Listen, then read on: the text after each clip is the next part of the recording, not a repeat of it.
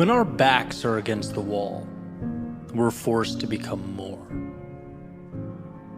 When the clock is ticking, we are tasked with finding answers that hide among us.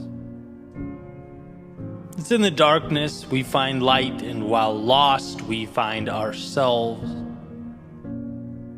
The paradox of life is that from our pain comes our purpose, our evolution, and our greatness.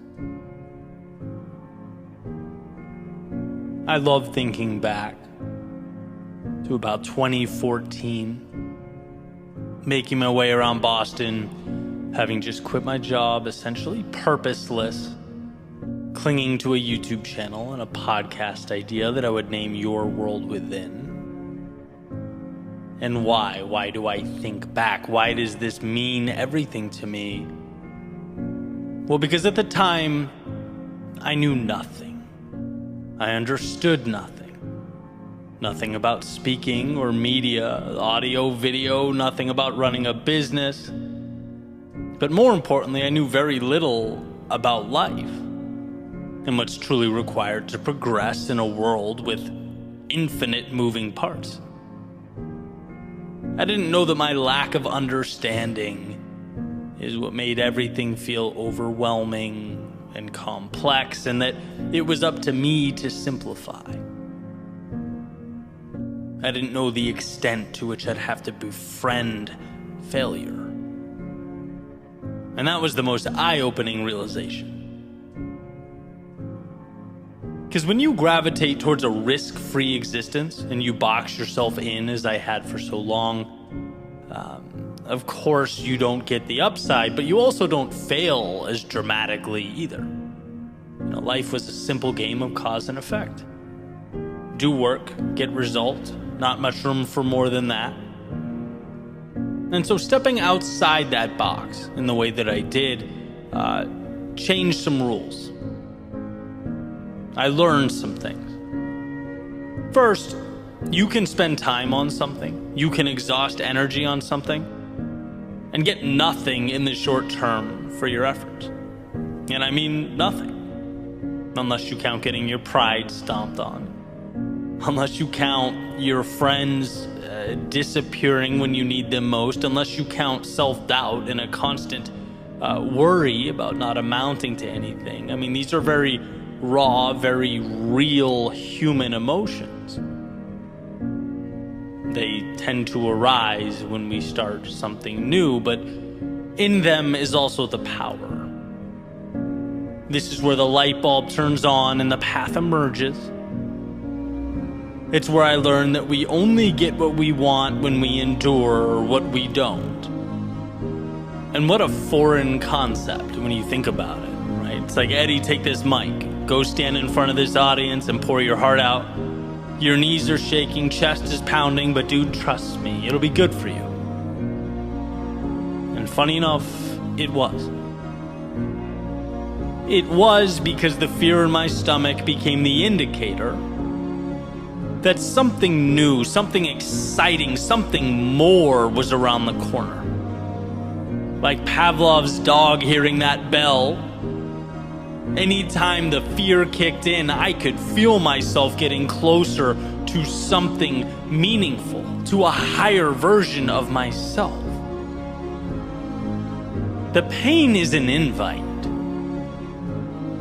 The sheer terror, and let's face it, that's what it feels like sometimes, it's an upgrade. Disguised as the monster that you think you should be running from. When it is, as I recently mentioned, the adversary you should befriend.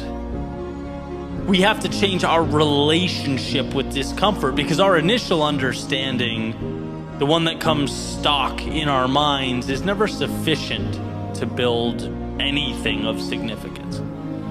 Its default setting is to preserve the now, not expand it. And so just like those stock speakers that came in my 1999 Ford F-150 when I was in my early 20s, let's rip it out.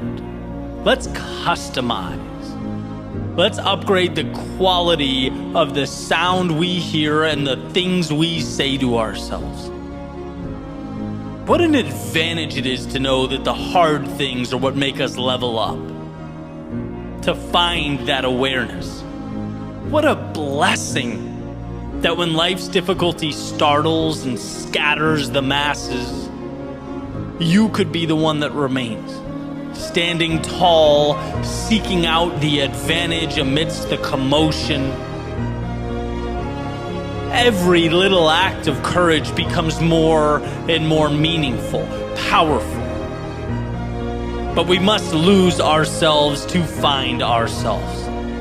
We must embrace our fears if we are to become courageous. We must fail in order to succeed. And sure, sometimes the price seems steep. But I promise, not going costs more. Wishing costs more. If onlys cost more.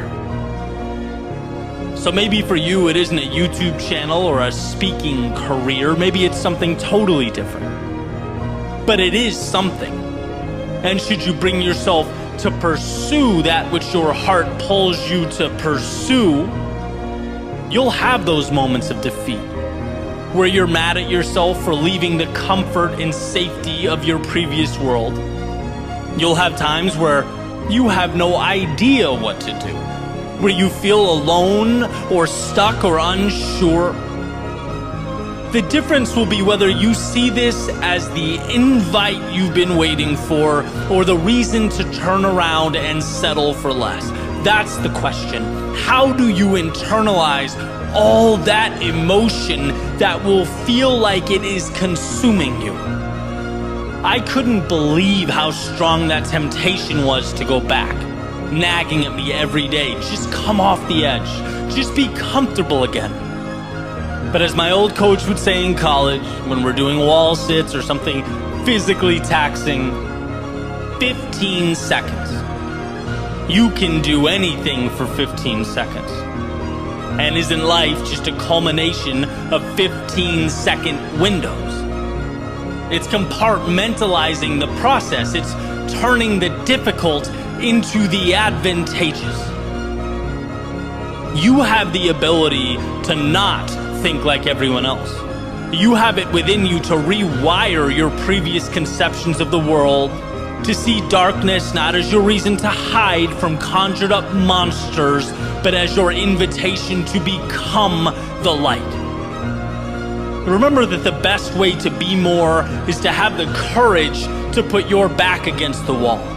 And you won't want to in the moment. There will never be a perfect time.